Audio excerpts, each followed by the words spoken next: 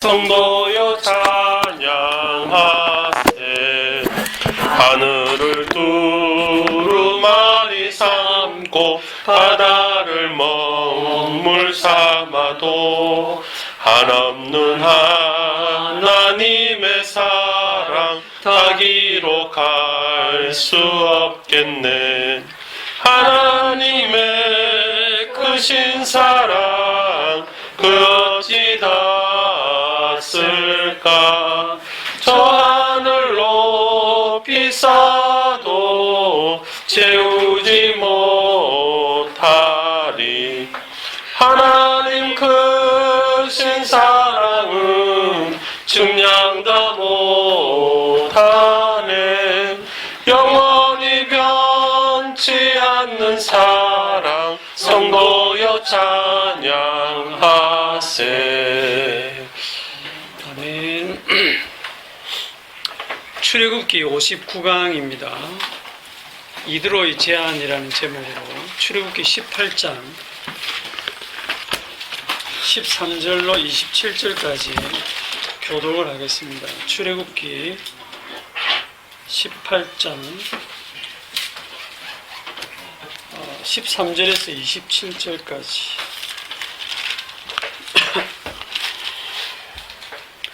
이튿날 모세가 백성을 재판하느라고 앉아있고 백성은 아침부터 저녁까지 모세 곁에 서 있는지라. 모세의 장인이 모세가 백성에게 행하는 모든 일을 보고 이르되 내가 이 백성에게 행하는 이 일이 어찌 됨이냐. 어찌하여 내가 홀로 앉아있고 백성은 아침부터 저녁까지 내 곁에 서 있느냐. 모세가 그의 장인에게 대답하되 백성이 하나님께 물으려고 내게로 오미라. 그들이 일이 있으면 내게로 오나니 내가 그 양쪽을 재판하여 하나님의 율례와 법도를 알게 하나이다. 모세의 장인이 그에게 이르되 네가 하는 것이 옳지 못하도다.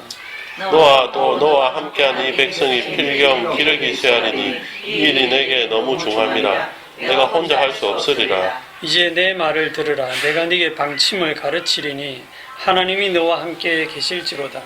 너는 하나님 앞에서 그 백성을 위하여 그 사건들을 하나님께 가져오며 그들은 율례와 법도를 가르쳐서 마땅히 갈 길과 그들에게 보이고 너는 또 온 백성 가운데서 능력 있는 사람들 곧 하나님을 두려워하며 진실하며 불의한 이익을 미워하는 자를 살펴서 백성 위에 세워 천부장과 백부장과 50부장과 10부장을 삼아 그들이 때를 따라 백성을 재판하게 하라.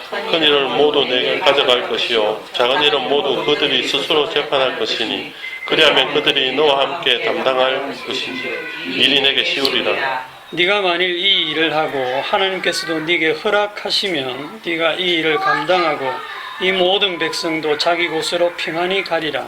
이에 모세가 자기 장인의 말을 듣고 그 모든 말대로 하여 모세가 이스라엘 무리 중에서 능력 있는 사람들을 택하여 그들을 백성의 우두머리 곧 천부장과 백부장과 50부장과 10부장을 삼으며 그들이 때를 따라 백성을 재판할 어려운 일은 모세에게 가져오고 모든 작은 일은 스스로 재판하더라. 모세가 그의 장인을 보내니 그가 자기 땅으로 가니라. 아멘. 아멘. 그 크신 하나님의 사랑을 찬양했는데 여러분들 개인에게 일어나는 모든 일들이 하나님의 은혜고 사랑입니다. 믿으시죠? 믿으시는구나. 저에게 일어난 일도 마찬가지로 하나님의 크신 은혜고 사랑입니다. 지난 월요일에 이제 그 머리끝부터 발끝까지 찍는 패트시티 결과가 나오는데 현재로 그 간 외에 다른 곳으로는 전이가 안 돼 있다. 그렇게 얘기하더라고요, 의사 선생님이. 그래서 어떻게 하실 거냐 물으니까 수술은 현재 할 상황이 안 되고 항암을 한번 해보고 혹시 암이 줄어들면 이제 수술을 하든지 그렇게 하겠다 해서 항암 치료라는 게 뭐냐면 1차, 2차, 3차가 있는데 1차가 의사 생각에 제일 잘 들을 거라고 생각되는 약을 써요. 그거 안 들으면 그 다음에 2차 약을 쓰고 그 다음에 3차를 쓰는데 갈수록 확률은 점점 더 떨어지고 사람마다 다 다르기 때문에 약이 들을지 안 들을지 의사도 몰라요. 그냥 써보는 거예요. 그야말로. 그러니까 그거 쓰면서 이제 사람이 이게 다 망치게 되는데, 그래서 저는 안 할랍니다 이랬죠. 항암도 안 하고 수술도 안 할랍니다. 그러니까 이제 이 의사 선생님이 약간 열을 받은 것 같아요. 그래가지고 항암 안 하시면 6개월, 항암하고 수술하고 뭐 이렇게 이제 병원 진료를 받으면 3년 정도는 살 수 있다 이렇게 얘기를 해요. 그래서 참 그러면 이제 그 제 말대로 내가 병원에 딱 들어가는 그 순간부터 이제 저는 병원에서 뭐 몇 년을 살든지 중환자가 돼가지고 살다가 실려 나올 거예요. 그래서 제가 이제 저는 뭐 이제 병원 그만하고 스스로 치료하겠다 하고 이렇게 나왔는데, 그 의사가 이제 환자는 좀 나가 있고 보호자 좀 남아 해가지고 윤집사 붙들고 이제 막 얘기를 했어요. 한참 후에 윤집사가 나왔길래 내가 설득 당했냐? 그랬더니 안 당했대. 참 무섭네. 근데 암은 사실 큰 병이 아닙니다.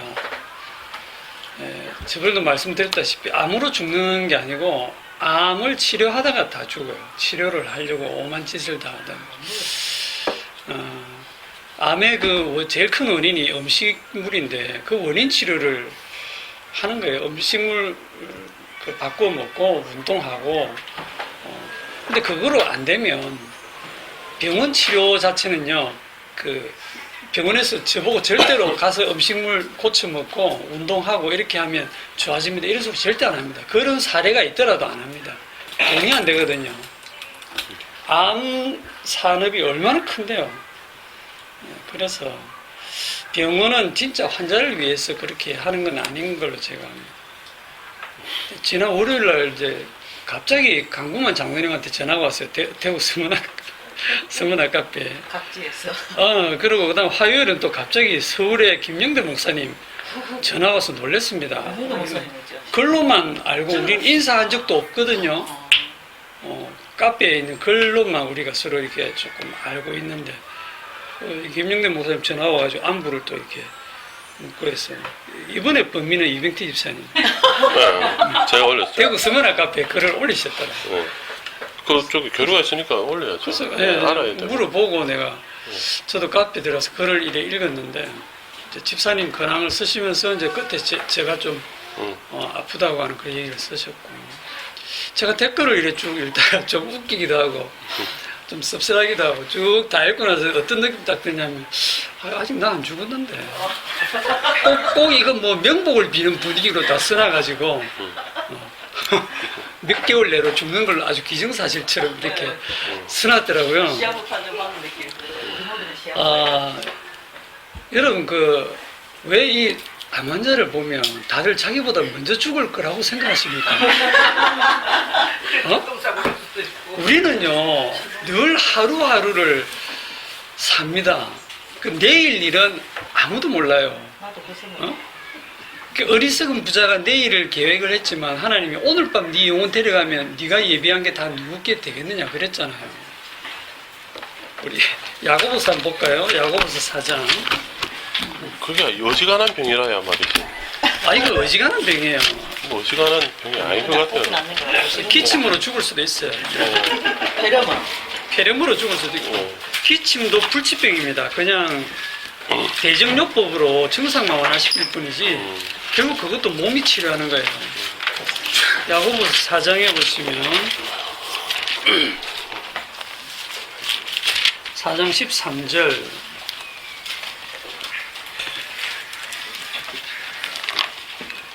들으라 너희 중에 말하기를 오늘이나 내일이나 우리가 어떤 도시에 가서 거기서 1년을 머물며 장사하여 이익을 보리라 하는 자들아. 이거 다 우리가 이렇게 살잖아요, 그죠?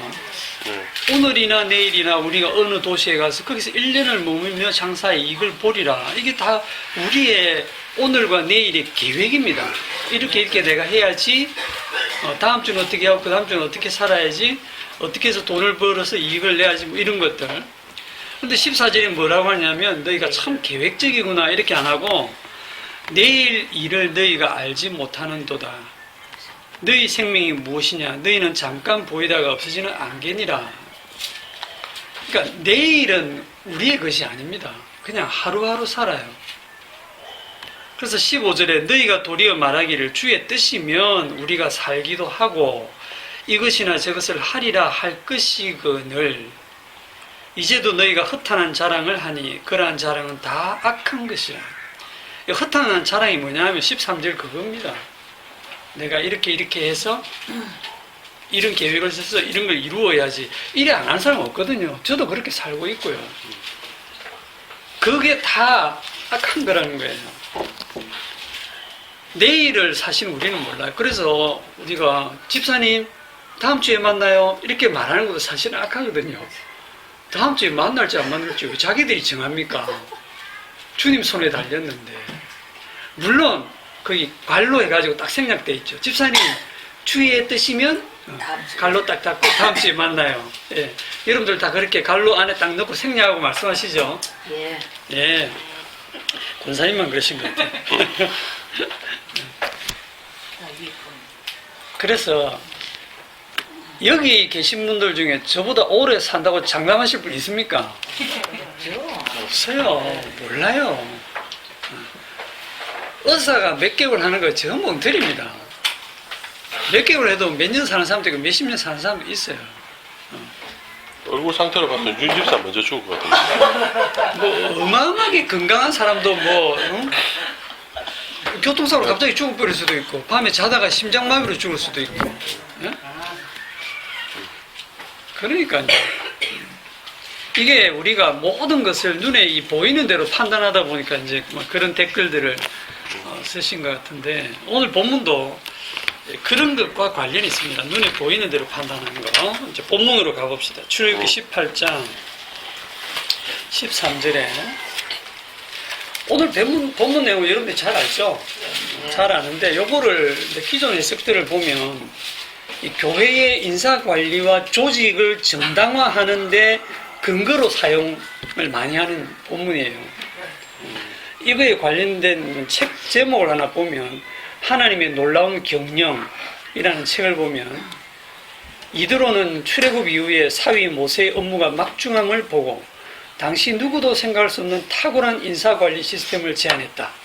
모세는 이드로의 제안을 받아들여 시간 낭비와 인적 물적 낭비의 자원을 줄이는 계기로 삼았다. 이렇게 책의 일부분이 기록되어 있습니다. 이드로가 아주 멋진 인사관리 시스템과 행정 조직을 제안했다는 거죠. 설교들을 유튜브에서 설교들을 좀 쭉 검색해 보니까 제목들만 봐도 이드로의 통찰력, 모세 장인 이드로의 지혜, 이드로의 지혜로운 조언, 그 다음에 함께 해야 된다는 거니까 동력의 제한, 혼자 하면 죽고 함께 하면 산다. 뭐 이런 제목들. 그리고 이제 이 이드로의 제안을 신약에 보면 마치 초대교회가 7 집사를 세워가지고 사도의 일을 분담했을 때 교회가 크게 성장한 것, 그런 것들을 연결시켜서 또 얘기를 합니다. 하나같이 이드로의 제안에 대해서 긍정적인 해석을 하고 있습니다. 여러분도 보실 때는 어떻습니까? 여러분도 이 본문에서 야, 역시 인사관리와 행정조직은 참 중요해. 이게 보입니까? 아니면 다른 것이 보입니까? 아니라는 건 아는데 과연 십자가를 어떻게 풀어낼까? 결론부터 미리 말씀을 드리면 결론을 듣고 주무세요. 결론부터 미리 말씀을 드리면 이스라엘이라고 하는 이스라엘이거든요. 지금 이스라엘이 도대체 누구냐? 이스라엘의 정체성입니다. 정체성. 이스라엘의 정체성에 관한 얘기를 지금 굉장히 하나님께서 그냥 스토리로 딱 해놓으신 거예요. 13절에 보시면 그 모세의 장인이 모세가 행하는 모든 일을 보았습니다. 자, 이드로가 아침에 이튿날 보니까 모세는 재판을 하느라고 앉아있고 백성은 아침부터 저녁까지 모세 곁에 쭉 서 있는 이거를 봤어요. 그걸 이방인인 이드로가 봤습니다. 그 이방인의 관점이 오늘날 우리들이 보는 관점과 같아요, 다릅니까? 같아요. 우리도 보면 무지를 혼자서 고생하노. 좀 조직을 잘 짜가지고 작은 일은 밑에 사람들 맡기고 큰 일만 자기가 처리하면 저 수많은 사람들 관리하기가 얼마나 좋은데 이거 이도로만 생각할 수 있는 거 아니잖아요. 우리들도 다 생각할 수 있는 겁니다. 그래서 이 이방인의 관점은 오늘날 우리들이 보는 관점과 다르지 않습니다. 문제는 이게 하나님이 보는 관점하고 다르다는 거예요. 하나님의 나라하고는 전혀 다르다는 거예요. 이스라엘의 정체성하고는 전혀 관계없다는 겁니다. 이대로는 이스라엘을 볼 때 이스라엘의 어떤 정체성을 본 게 아니고 그냥 세상에서 많이 보이는 어떤 강대한 어떤 부족이 있는데 거기에 그 모세가 부족장 내지는 이 지도자가 돼가지고 다른 모든 나라는 뭐 이게 천부장, 백부장, 로마에도 백부장 있잖아요, 그죠? 100명을 다스리는 백부장 이런 거 있는 것처럼 다 이게 조직이 돼야 나라가 제대로 발전하는데 이는 정말 이게 제대로 조직이 안 돼 있다.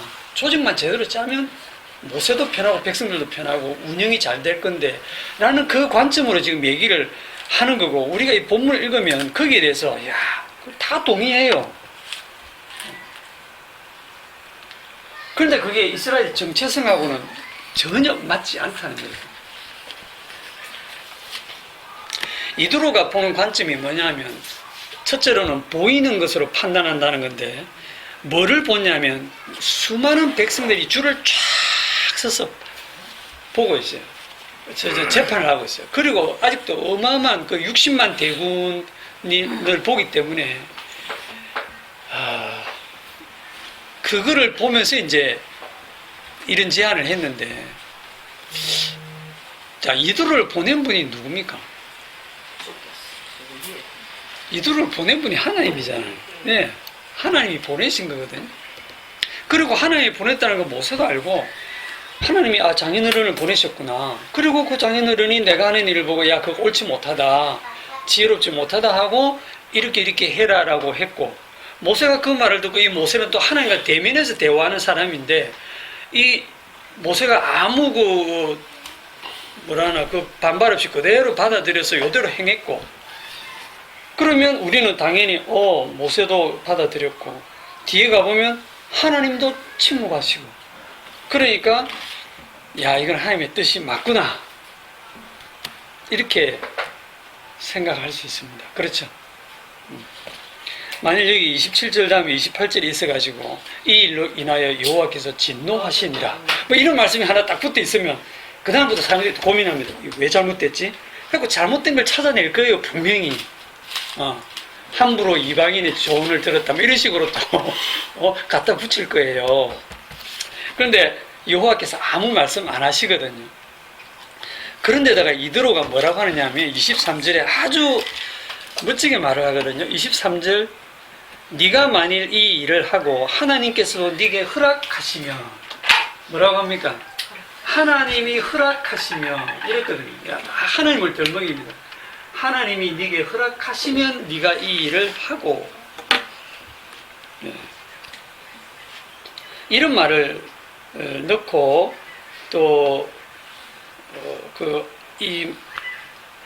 어디 있습니까?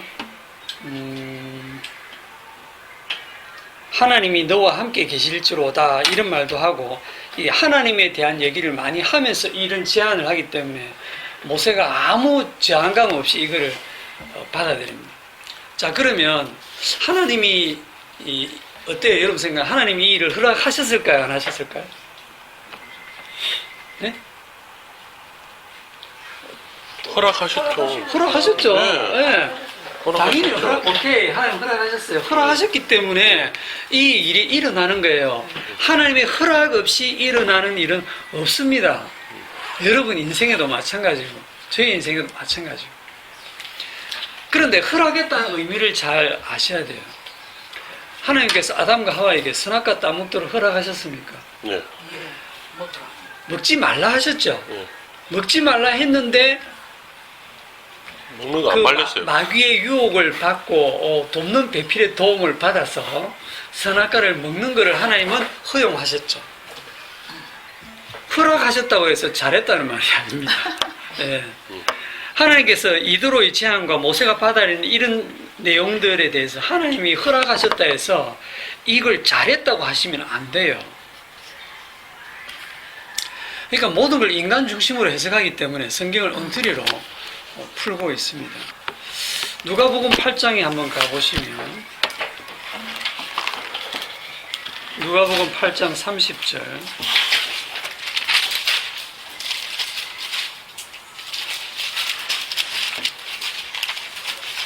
예수님께서 이제 그라사 지역으로 가셨는데 거기에 이방인 지역인데 거기에 귀신 들려가지고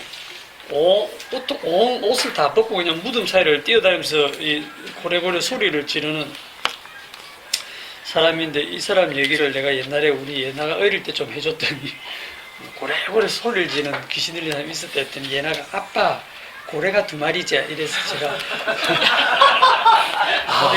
아이들은 문자 그대로 진짜 받아들여 고래고래 소리를 질렀다 그러니까 아빠 고래가 2마리지 그게 아니고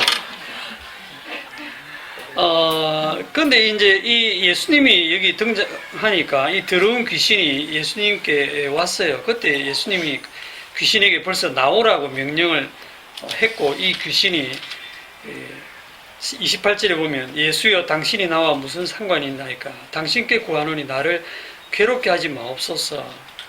30절에 예수께서 네 이름이 무엇이냐 물으신즉 이르되 군대라 하니 이는 많은 귀신이 들렸습니다. 무지갱으로 가라 하지 마시기를 강구하더니 지금 누가 기도하냐면 귀신이 기도하고 있습니다. 귀신이 예수님 제발 저를 괴롭히지 마시고 저를 저 무지갱 지옥에 들어가라 하지 마십시오. 그렇게 지금 간구를 하고 있어요. 아주 간절히 기도하고 있습니다. 이 기도에 대해서 이 귀신 따위가 어디 내한테 기도하냐? 그렇게 하지 아니하시고 32절에 뭐라고 합니까? 마침 그곳에 많은 돼지떼가 산에서 먹고 있는지라 귀신들이 그 돼지에게로 들어가게 하심을 강구하더니 이에 허락하시니 저기 지옥으로 무저갱으로 들어가는 것보다는 저 돼지떼에게로 들어가는 게 나을 것 같으니 저쪽으로 그냥 들어가게 허락해 주옵소서. 예수님 이름으로 기도드립니다. 그런지는 모르겠지만 그러니까 예수님 뭐라고 합니까? 허락한다 이러더니 그러니까 돼지떼에게 들어가서 돼지가 바다로 미친 듯이 달려가서 몰사하자는 거죠. 귀신들이 기도해서 기도응답 받았습니다. 기도응답 받는 거 너무 좋아하지 마세요. 기도응답 받은 게 내가 뭔가 기도했는데 기도의 응답을 탁 받았다. 야 하나님 살아계시고 내가 이렇게 기도응답 받았으니까 이게 구원의 증거가 아니냐. 그걸 붙드는 사람들이 있어요. 성경은 잘 몰라. 하나님께서 왜 귀신의 기도를 들어주셨을까요? 주님의 주 되심을 증거하기 위해서, 주님의 십자가를 증거하기 위해서. 아직은 귀신을 이 마귀를 무저갱에 넣을 때가 아니기 때문에 아직 너희들 거기 넣을 때가 아니니까 내 뜻과 맞네 그래 그냥 돼지떼에게 들어가라 그렇게 하신 거예요. 그렇게 하시면서 돼지가 죽은 이후에 나중에 일어나는 일들 속에서 또 주님이 하실 일을 드러내기 위해서 허락하신 것 뿐입니다. 귀신을 하는 예수님이 사랑하시고 구원하시고 불쌍히 여기셔갖고 그 지금 당장 어려움을 해결해 주신 게 아니거든요. 그런 의미의 허락입니다. 그러니까 오늘 본문도 어떤 취지에서 주님이 여호와께서 침묵하시고 그렇다는 말도 아예 없죠. 그냥 사건만 딱 기록되어 있는데 우리는 이 내용을 보고 이드로의 장인을 하나님 보내셨고 모세는 하나님과 대면하는 사람이고 그리고 이런 제안을 받아서 그대로 했는데 다들 평안하게 자기 땅으로 돌아가고 다 잘 됐구나. 이거는 성경에 기록되어 있으니 성경적이다. 하나님의 뜻이고 하나님의 말씀이 그렇다. 이렇게 이제 끝나버리는 거예요. 그것이 만약에 있죠. 이스라엘의 정체성, 이 이스라엘이 사람들만 모인 사람들만의 모임이라면 이드로의 제안은 당연히 맞습니다. 그런데 이스라엘이 뭡니까? 이스라엘이 생겨난 거, 이스라엘의 탄생을 누가 하게 했습니까? 하나님에 의해서 생겨났어요. 절대로 스스로 생겨날 수 없는 민족입니다. 희한한 국가예요. 이 이스라엘은 국가, 이스라엘은 나라는요. 출애굽 불가능한 거를 하나님이 출애굽 시켰잖아요. 하나님에 의해서 만들어졌다니까요. 아말렉 전쟁 얼마 전에 한 거 보세요. 밑에서 땅에서 이 여호수아가 칼날을 들고 싸우지만 여호수아가 잘 싸워서 이기는 게 아니죠. 모세가 손을 드니까 이기고 손을 내리면 지고. 그러니까 전쟁의 승패가 자기들이 잘 싸우는 데 있는 게 아니고 이 이스라엘 백성들이 군사 조직을 잘하고 훈련을 많이 해가지고 무기를 좋은 걸 가지고 그렇게 해서 싸워서 이겼더라가 아니잖아요. 완전 오합지졸이에요. 이 사람들은 전쟁을 해본 사람들이 아니에요. 그냥 벽돌 쌓아서 그냥 성을 짓던 그런 노동자들이에요. 변변한 무기도 없어요. 그들이 광야를 늘 누비고 다니던 아말렉과 전투를 한다는 게 이거는 뭐 싸움이 안 됩니다. 그런데 그 승패가 이스라엘에게 있지 않고 다른 데 있다는 거예요. 모세가 손드니까 이기고 내리면 지고 완전히 따로 있다는 거예요. 이런 희한한 나라가 어디 있습니까?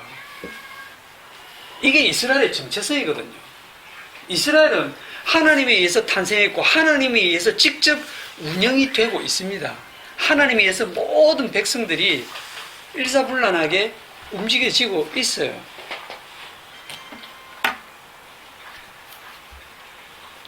그런데 이더로는 그게 안 보이는 거죠. 이방인이니까 당연히 이더로의 눈에는 하나님 얘기는 해요. 하지만 하나님은 하늘에 계시고 보이지도 않고 모세를 통해서 하나님이 그의 일을 하신다.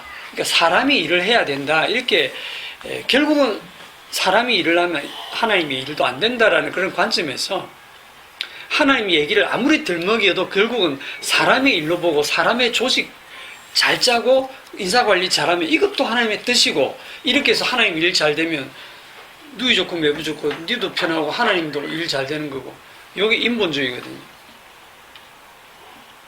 이게 이 이스라엘이 오늘날로 가져오면 뭐가 됩니까? 교회. 예, 이스라엘을 광야 교회라고 한 것처럼 이게 오늘날은 교회입니다. 하나님에 의해서 세워진 나라. 이 이스라엘이 구약의 하나님의 나라라고 하면 신약의 하나님의 나라는 예수님의 피로 세우신 교회가 하나님의 나라입니다. 이 교회가 우리가 여기 교회라고 하는 것은 그리스도를 머리로 한 나머지 우리 모두는 그리스도의 지체로서 몸을 이루고 있잖아, 그죠? 그게 전부입니다. 그러면 교회예요. 지체가 하는 역할은 뭐 다 달라요. 저처럼 말씀을 이렇게 가르치는 사람이 있는가 하면 뭐 그냥 돈 관리해서 점심 식사 관리하는 분도 있고 앉아서 듣는 분도 있고 계속 질문하시는 분도 있고 계속 빠졌다가 왔다 갔다 하시는 분도 있고 와서 조금 조는 분도 계시고 그 역할들이 다 있어요. 그 역할이 있어야 돼요. 안 나오는 분도 있어야 되고 조는 분도 있어야 돼요. 그래야 내 마음이 자꾸 이렇게 변동이 일어나요. 그거 주님이 하시는 일이거든요. 그런데 그 역할에서 큰 일이 작은 일이 있느냐? 없습니다. 크고 작은 게 없어요. 주님 아래서는 다 똑같습니다. 그게 고린도전서 12장에 있어요. 자, 고린도전서 12장으로 갑니다.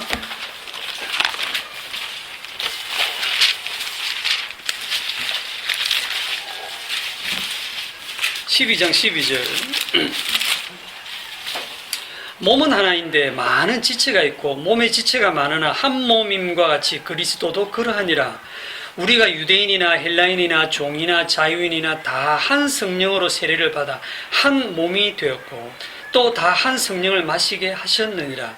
몸은 한 지체뿐 아니라 여럿이니 만일 발이 이르되 나는 손이 아니니 몸에 붙지 아니하였다 할지라도 이로써 몸에 붙지 아니한 것이 아니요 또 귀가 이르되 나는 눈이 아니니 몸에 붙지 아니하였다 할지라도 이로써 몸에 붙지 아니한 것이 아니니 만일 온몸이 눈이면 듣는 곳은 어디며 온몸이 듣는 곳이면 냄새 맡는 곳은 어디냐? 이게 뭔 말이냐면 15절에 발은 난 손이 하는 일이 너무 좋아. 난 저 손 대고 싶은데 왜 난 발이지? 나는 발이니까 나는 몸에 붙은 게 아니야. 이렇게 다른 사람의 어떤 역할을 이렇게 부러워하면서 자기의 역할을 갖다가 몸에 붙지 않은 것처럼 그렇게 하는 거거든요. 16절에서는 귀는 별로 하는 일도 없는 것 같아. 눈이 훨씬 더 좋은 것 같아요. 그래서 눈에 하는 일을 보고 부러워하는 그런 모습을 지금 얘기하고 있는 거잖아요. 그런데 하나님께서 손, 발, 눈, 귀 다 역할을 다 주셨단 말입니다. 그리고 20절에 가면 이제 지체는 많으나 몸은 하나라. 눈이 손들어 이르되 내가 너를 쓸데없다 하거나 또한 머리가 발들어 이르되 내가 너를 쓸데없다 하지 못하리라. 이번에는 조금 괜찮은 이런 역할을 맡았다 싶은 사람이 시시한 역할을 맡은 지체를 보고 무시하고 넌 쓸데없다, 너는 안 나와도 되고 없어도 되고, 요 사고방식이 틀렸다는 거예요. 주님께 그리스도의 몸은요 큰일 작은 일 없어요. 그런데 오늘 아까 본문에 보면 작은 일은 밑에 사람들이 담당하고 큰 일은 모세에게 가져올 것이다 그러잖아요. 그거는 교회가 아닙니다. 교회의 몸은 그렇지 않습니다. 그래서 22절에 보면 그뿐 아니라 더 약하게 보이는 몸의 지체가 도리어 요긴하고 우리가 몸에 덜 귀히 여기는 그것들을 더욱 귀한 것들로 입혀주며 우리의 아름답지 못한 지체는 더욱 아름다운 것을 얻으니라. 그런즉 우리의 아름다운 지체는 그럴 필요가 없느니라. 오직 하나님이 몸을 고르게 하여 부족한 지체에게 귀중함을 다하사 몸 가운데 분쟁이 없고 오직 여러 지체가 서로 같이 돌아보게 하셨느니라. 만일 한 지체가 고통을 받으면 모든 지체가 함께 고통을 받고 한 지체가 영광을 얻으면 모든 지체가 함께 즐거워하느니라. 이게 한 몸입니다.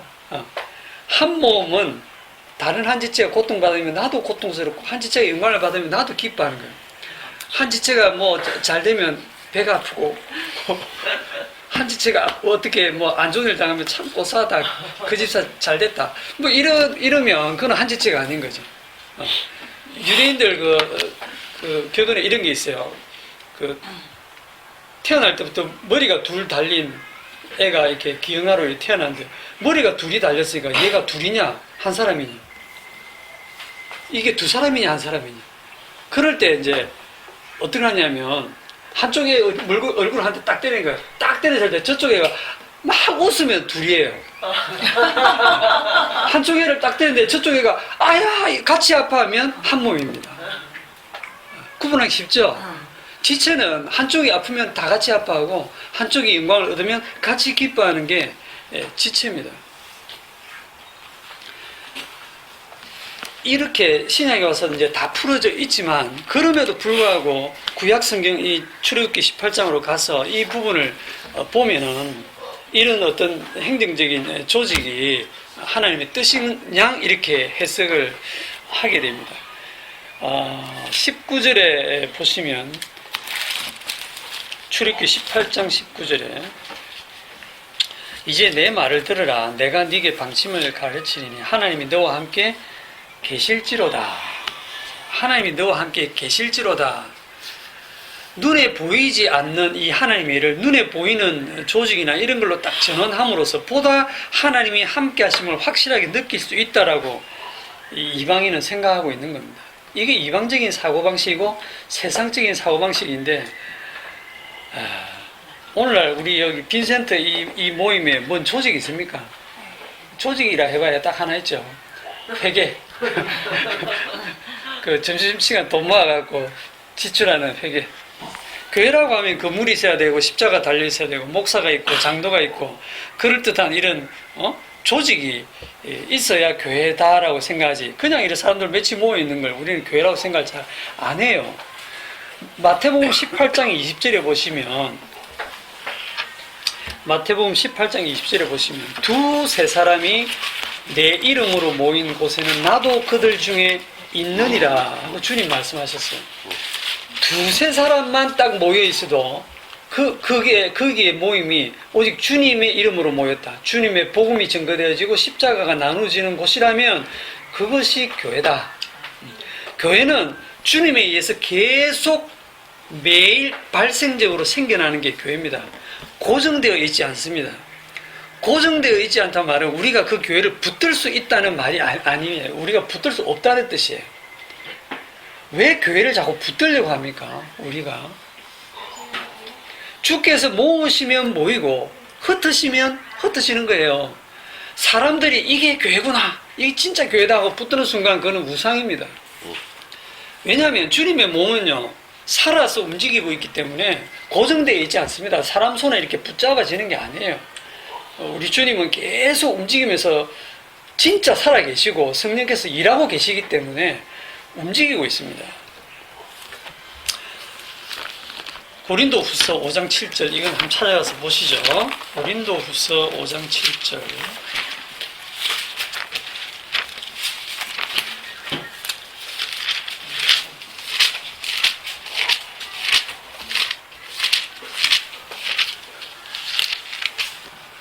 다 같이 한번 읽어봅시다. 시작. 이는 우리가 믿음으로 행하고 보는 것으로 행하지 아니함이로라. 예, 사도 바울이 이는 우리가 믿음으로 행하고 보는 것으로 행하지 아니함이로다. 이 말씀을 잘 풀어보면 믿음으로 행하지 않는 게 뭐냐면 보는 것으로 행하면 그게 믿음으로 행하는 게 아니죠. 그런데 인간치고 보는 것으로 행하지 않는 사람이 어디 있습니까? 다 눈에 보는 것으로 행하는 게 우리 주특기인데 눈에 보이는 대로 판단하고 눈에 보이는 대로 행하죠. 그러니까 믿음이 없는 거야. 이방인 제사장인 이드로가 믿음으로 행했겠습니까? 보는 것으로 행했겠습니까? 당연히 보는 거로 행했겠죠. 그러면 그게 믿음이 아니기 때문에 그 내용들에 문제가 있다는 생각으로 이 성경을 곰곰이 묵상을 하셔야 되는 거예요. 자, 사람들이 보는 것으로 행한다고 할 때 사람들이 주로 보는 게 뭐냐 하면 우리 13절에 있는 것처럼 수많은 백성들을 본 거예요. 만약에 모세를 따라 나온 사람이 그냥 서너 명 따라 나왔다 칩시다. 그러면 이드로가 천부장, 백부장 만들어 하겠습니까? 그럴 필요 없잖아요. 아니, 몇 명 안 되는데, 그쵸? 그런데 장정만 60만 명이 나왔으니까 그 많은 수를 보고 이런 제안을 했거든요. 그런데 믿음은 그 숫자의 많고 적음을, 믿음은 이 숫자의 많고 적음과는 전혀 관계가 없다는 사실을 아셔야 돼요. 자, 예를 들어볼게요. 지금 빈센트 여기에 오늘 좀 많이 오셨지만 한 10명 정도 이렇게 모이는데 어느 날 갑자기 한 30명이 왔다고 합시다. 그 다음 주도 또 30명, 엄청 복잡하겠죠. 그러면 저와 여러분 마음에 어떤 마음이 들겠습니까? 야, 복음을 전하면 교회가 커지는구나. 당장 교회 하자고 덤비지 않겠어요? 일단 임대할 때를 알아보고. 그렇죠. 이 좁아서 안 되겠다, 이 복잡해서 안 되겠다, 서로 너무 불편하다. 건축원금, 작성원금하고. 조금 더 넓은 공간을 우리가 임대라도 하자. 그렇게 이제 막 얘기가 전개되어질 거예요. 예전에는 안 그랬는데 이제 많다는 것 때문에 이제 그런 상황으로 이제 우리가 보는 대로 원래 숫자가 작아도 복음이 전파되는 곳은 그냥 교회인데 불구하고 이제 우리 진짜 교회 한번 만들어 보자는 식으로 생각이 바뀌어 가거든요.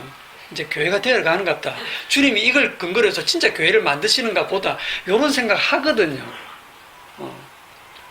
얼마 전에 프랑스의 노틀담 성당이 이게 불에 탄데 뉴스 보셨죠? 저도 가봤지만 그 아름답고 웅장한 건물 그 안에 들어가면 그 천정이 엄청 높은데 스테인글라스 그 불빛하고 그 수많은 그 장식들하고 그림들하고 그 조명들이라든지 거기서 울려 퍼지는 찬송이라든지 이런 걸 딱 들어가는 순간 압도당합니다. 압도당해서 기도가 저절로 나와요. 주여, 주여, 이래 된다니까요. 여기에 하나님이 함께 계시는구나. 이게 느껴져요. 그런데 빈센트 들어오면서 주여, 주님이 여기 계시는구나. 이게 안 느껴집니다. 집사님이 여기 계시는구나. 그냥 그런 정도지. 아직도 여기 계시는구나. 눈에 보이는 것은 허상입니다.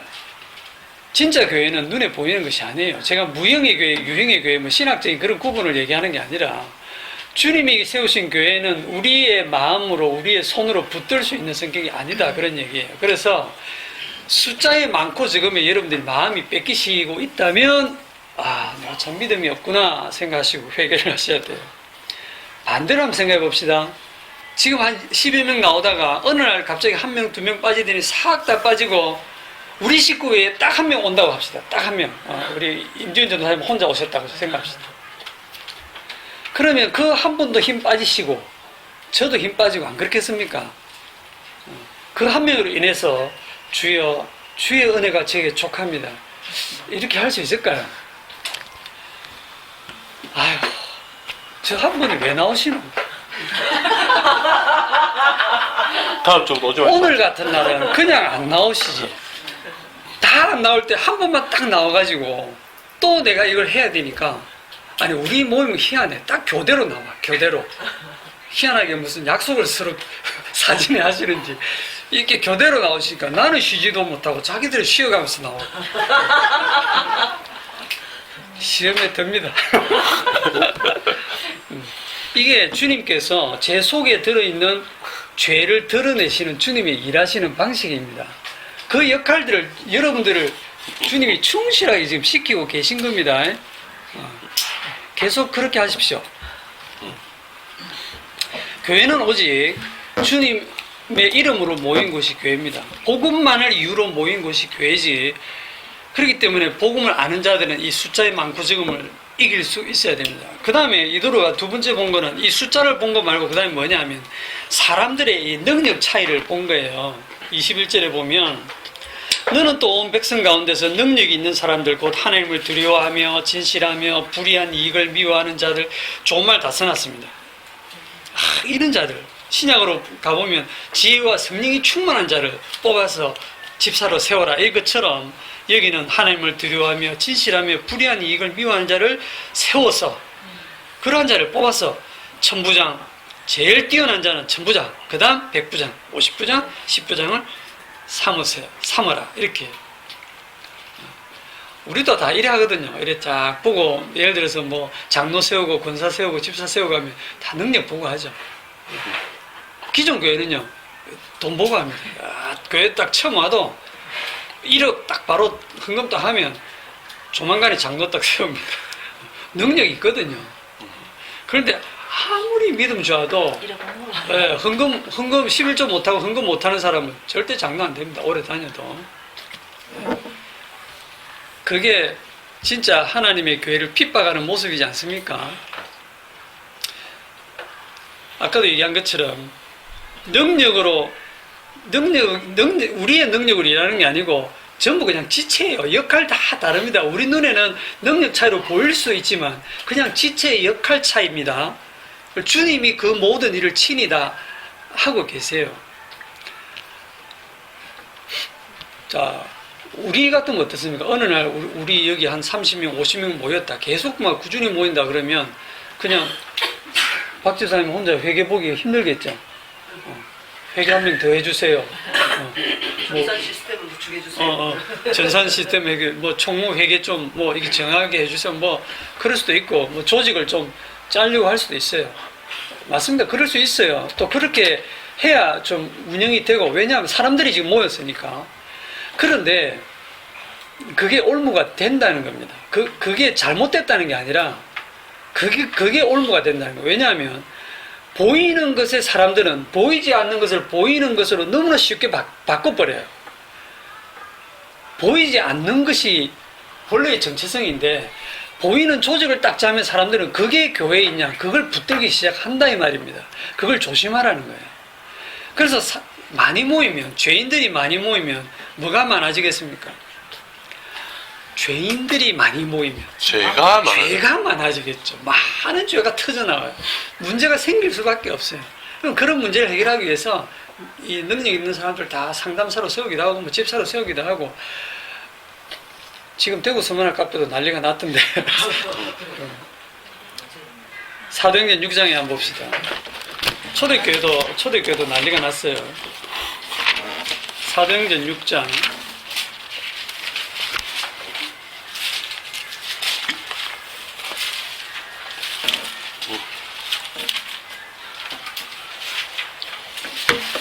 6장 1절에서 7절까지 다 같이 한번 읽어봅시다. 시작. 그때 제자가 더 많아졌는데 헬라파 유대인들이 자기의 과부들이 매일의 구제에 빠짐으로 기브리파 사람을 원망하니 12 사도가 모든 제자를 불러 이르되 우리가 하나님의 말씀을 제쳐놓고 접대를 일삼는 것이 마땅하지 아니하니 형제들아 내가 너희 가운데서 성령과 지혜가 충만하여 칭찬받는 사람 7을 택하라. 우리가 이 일을 그들에게 맡기고 우리는 오로지 기도하는 일과 말씀 사이에게 힘쓰리라 하니 온 무리가 이 말을 듣고 믿음과 기쁨과 성령이 충만한 사람 예, 아니 7절까지 아닙니까? 스데반과 예. 또 빌립과 브로고도니와 니가도와 디몬과 바네마와 유대교에 입교했던 안디옥 사람 니골라를 택하여 사도들 앞에 세우니 사도들이 기도하고 그들에게 안수하니라. 하나님의 말씀이 점점 왕성하여 예루살렘에 있는 제자의 수가 심히 많아지고 허다한 제사장 무리도 이 도에 복종하니라. 자, 여기 본문에 보시면 지금 6장 1절에 그때 제자가 더 많아졌는데 이제 숫자가 많아지다 보니까 이게 이제 문제가 생긴 거예요.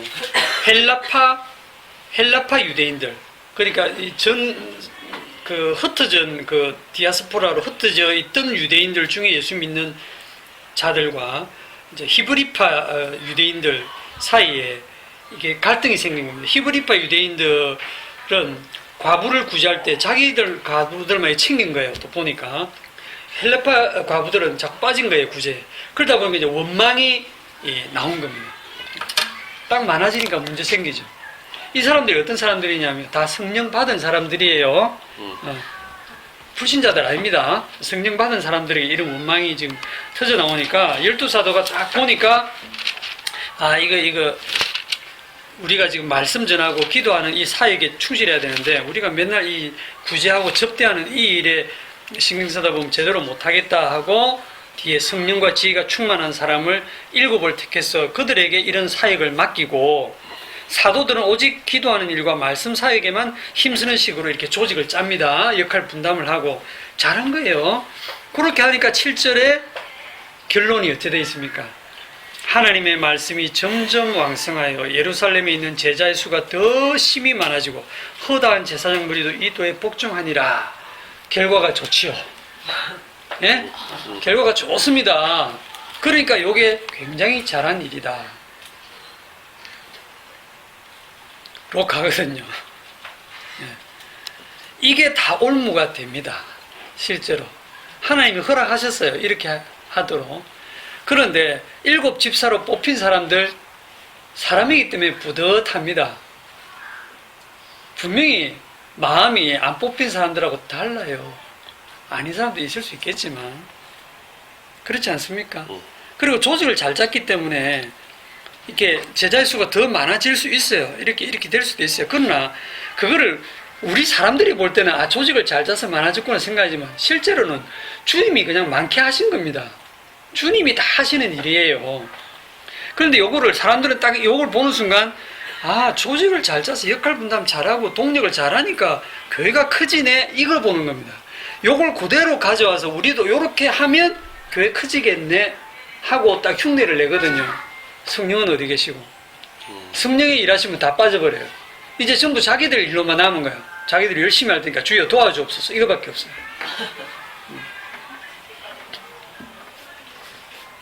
그게 구약에서 우리가 아까 출애굽기 18장에서 이스라엘의 정체성을 잃어버리듯이 오늘날도 이런 본문들을 잘못 해석하다 보면 교회의 정체성을 쉽게 잃어버려요. 교회의 정체성. 한두 사람만 모여도 그게 주님의 교회입니다. 그런데 한두 사람 모인 거 무시하죠. 그거 교회라고 생각 안 하잖아요.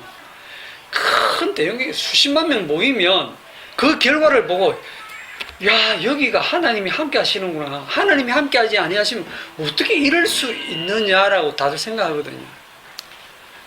그렇게 올무에 다 빠지라고 주님이 그렇게 일하고 계십니다.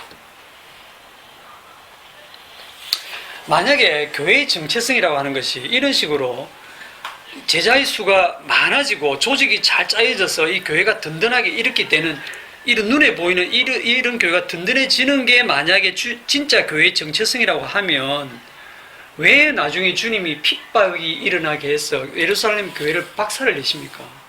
왜 다 흩어버리십니까? 너희들 온 사마리아와 땅끝까지 복음을 전하라 했더니 얘들이 여기가 조사원회하고 자기들끼리 모여서 조직 짜고 지금 예루살렘 교회가 아주 강성해지고 있잖아요. 대형 교회로 커지고 있잖아요. 하나님이 스데반 집사가 죽는 순교하는 걸 시작으로 해가지고 완전히 박살내버리잖아요. 교회를 지금 누가 박살내느냐면 하나님이 박살내고 있습니다. 주님이 박살을 내고 그렇게 좋은 초대교회를 박살내고 다 흩어버려서 뿔뿔이 흩어져서 전도하게 만들어요. 네. 그건 안 보이는가 봐요. 안 보고 싶죠. 그런 건 안 보고 싶죠. 그러면 이제 오늘 본문을 제가 이렇게 해석하면 어떤 분은 이렇게 반발을 하실 수도 있어요. 그럼 어쩌라고? 그럼 어쩌라고? 어쩌긴요. 우리도 많아지면 조직 짜야죠. 작아지면 왜 나왔노? 이럴 수도 있고. 닥치는 대로 사는 거예요. 그런데 제가 드리고 싶은 말씀은 그게 올무다라는 생각을 하시라는 거예요. 눈에 보이는 조직을 짜서 이 운영이 잘 되는데 그게 교회가 아니라는 걸 아시라는 겁니다. 아시겠습니까? 예. 그래서 하나님께서는 이런 보이는 조직을 만드는 걸 허락을 하시지만 이 보이는 조직이 만들어지는 순간 그걸 통해서 하나님은 인간들의 죄를 딱 드러내시는데 무슨 죄냐? 보이는 것을 보는 것으로 바로 대치시키는, 그래서 보이는 것으로 해서 우상화시켜버리는 그 인간의 죄를 다 드러내는 거예요. 여기에 대해서 자유할 교회가 오늘날 없을 겁니다. 진짜 보이지 않는 교회, 주님의 교회는 인사관리나 행정조직이나 숫자와는 전혀 무관합니다. 오직 주님의 이름으로 모여서 주님의 십자가의 은혜만 증거되어지는 것이 교회입니다. 이 복음 이외에 다른 이유로 모여지면 그거는 교회가 아닌 것을 명심하시기 바랍니다. 오늘 여기까지 하겠습니다. 기도합시다. 주님, 우리 인간들은 저와 여기 있는 분들이나 모든 인간들은 눈에 보이는 대로 마음이 변하고 판단할 수밖에 없는 그런 연약한 존재입니다. 긍휼히 여겨주시고 우리가 그러한 죄인임에도 불구하고 결국은 성령께서 감동하셔서 보이지 않는 주님의 나라와 주님의 교회를 바라보고 그 보이지 않는 세계를 소망하며 살아갈 수 있는 우리 성도들이 되게 하여 주옵소서. 예수님의 이름으로 기도드립니다. 아멘. 수고했습니다. 고맙습니다.